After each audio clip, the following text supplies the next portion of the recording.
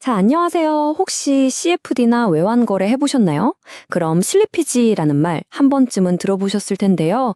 이게 사실 거래의 아주 핵심적인 개념이거든요. 그래서 오늘은 이 슬리피지가 도대체 뭔지, 왜 생기는 건지, 그리고 가장 중요하게 어떻게 하면 이걸 잘 관리할 수 있는지 그 핵심만 쏙쏙 알려드릴게요. 아니, 나는 분명히 이 가격에 사겠다고 주문을 넣었는데 왜 체결된 가격은 다른 거지? 이런 경험 아마 다들 한 번쯤은 있으실 거예요. 그쵸? 특히 막 시장이 정신없이 움직일 때 이런 일 겪으면 진짜 당황스럽잖아요. 오늘 이 현상 뒤에 뭐가 숨어 있는지 한번 제대로 파헤쳐 보겠습니다. 네, 방금 말씀드린 바로 그 현상. 이걸 금융시장에서는 슬리피지라고 부릅니다. 자, 그럼 이 슬리피지가 정확히 무슨 뜻인지부터 한번 알아볼까요? 슬리피지, 말은 좀 어려워 보이지만 정의는 아주 간단해요. 내가 이 가격에 사야지 하고 기대했던 가격이랑 실제로 땅땅땅 하고 거래가 체결된 가격 있잖아요. 그 둘의 차이를 말하는 겁니다. 이게 왜 생기냐면 우리가 주문 버튼을 클릭하는 순간이랑 그 주문이 실제로 시장에서 처리되는 순간 사이에 아주 짧은 시간차가 있거든요. 그 사이에 가격이 살짝 변하면서 생기는 뭐랄까 모든 금융시장의 아주 자연스러운 특징 같은 거예요. 아니, 근데 이 가격 차이가 도대체 왜 생기는 걸까요?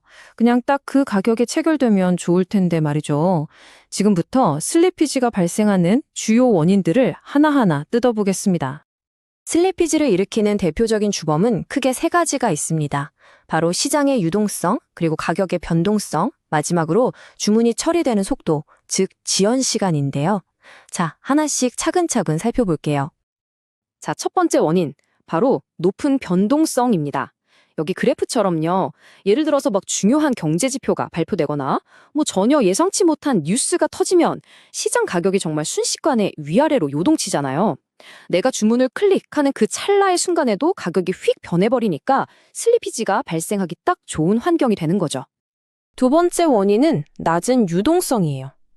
이게 무슨 말이냐면 시장에 사려는 사람도 별로 없고 팔려는 사람도 별로 없는 상황을 생각해 보시면 돼요. 그럼 이 매수 매도 호가 사이의 간격, 우리가 이걸 스프레드라고 부르는데 이게 쫙 벌어집니다. 이렇게 되면 내가 딱 원하는 가격에 거래를 체결하기가 힘들어지고 결국 원치 않는 가격에 거래가 될 확률이 높아지는 거죠. 그리고 마지막 세 번째 원인은 기술적인 문제입니다. 바로 주문 지연이죠. 예를 들어 내 컴퓨터 인터넷이 갑자기 느려지거나 제가 이용하는 증권사 서버가 좀 버벅낀다거나 아니면 시스템에 주문이 확 몰려서 과부하가 걸릴 수 있잖아요. 이런 이유들 때문에 내 주문이 시장에 도착하는데 시간이 걸릴 수 있어요. 이 아주 짧은 지연 시간 동안에도 시장 가격은 계속 움직이니까 당연히 슬리피지가 발생할 수 있는 겁니다. 자, 그런데 여기서 진짜 재미있는 포인트가 하나 있어요. 보통 슬리피지라고 하면 다들 안 좋은 거라고만 생각하시거든요. 근데 꼭 그렇지만은 않다는 사실. 모든 슬리피지가 우리한테 나쁜 건 아니에요. 슬리피지에는 크게 두 가지 종류가 있습니다. 먼저 왼쪽에 보이는 부정적 슬리피지는 말 그대로예요. 예상보다 더 안 좋은 가격에 체결돼서 손해를 보는 경우죠. 하지만 반대로 오른쪽에 긍정적 슬리피지라는 것도 있어요. 이건 정말 운 좋게도 내가 생각했던 것보다 더 유리한 가격에 거래가 체결돼서 하고 뜻밖의 이익이 생기는 경우를 말합니다. 자, 여기 구체적인 예시를 한번 볼까요? 내가 $50에 주식을 사겠다고 주문을 넣었어요. 그런데 시장이 막 움직이다 보니까 실제로는 $50.50에 체결이 된 거예요. 그럼 주당 $0.50만큼 부정적 슬리피지가 발생한 거죠. 에이, $0.50 가지고 뭘 하실 수도 있지만 이런 작은 차이가 계속 쌓이면 전체 거래 수익률에 생각보다 큰 영향을 미치게 됩니다. 근데 슬리피지의 영향이 단순히 돈 문제에서만 끝나지가 않아요. 우선 당연히 추가 비용이 발생하고요. 또 내가 정말 공들여서 세운 투자 전략이 예상치 못한 체결 가격 때문에 틀어질 수도 있겠죠. 그리고 이런 예상 밖의 결과는 트레이더한테 엄청난 스트레스를 줍니다. 심리적으로 흔들리게 만드는 거죠. 결국 이 모든 게 합쳐져서 예측 불가능한 손실 가능성, 즉 전체적인 리스크를 높이게 되는 겁니다. 그럼 우리는 이 골치 아픈 슬리피지에 그냥 속수무책으로 당하고만 있어야 할까요? 아닙니다. 당연히 아니죠. 우리가 시장의 움직임 자체를 컨트롤할 수는 없잖아요.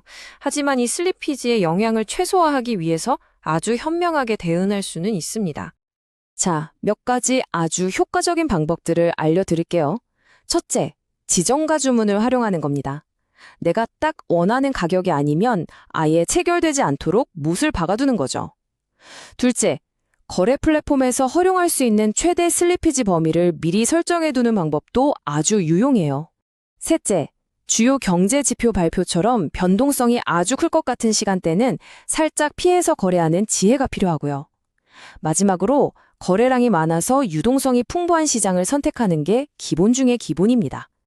결국 가장 중요한 건 이거예요. 슬리피지를 어쩔 수 없는 거래의 일부로 딱 인정하고 이걸 관리하는 것 자체를 내 전체 거래 계획 안에 포함시키는 거죠.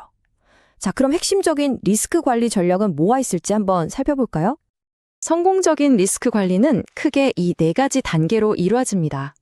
첫째, 거래하기 전에 지금 시장의 유동성이나 변동성 상태가 어떤지 꼭 파악해야 하고요. 둘째, 손절매, 즉 스탑로스 같은 리스크 관리 도구들을 아주 적극적으로 활용해야 합니다. 셋째, 이런 슬리피지로 인한 추가 비용까지 미리 계산에 넣어서 구체적인 거래 계획을 세워야겠죠. 그리고 마지막으로 어쩌면 가장 중요할 수도 있는데 슬리피지는 언제든 일어날 수 있다는 걸 받아들이는 마음의 준비를 하는 겁니다.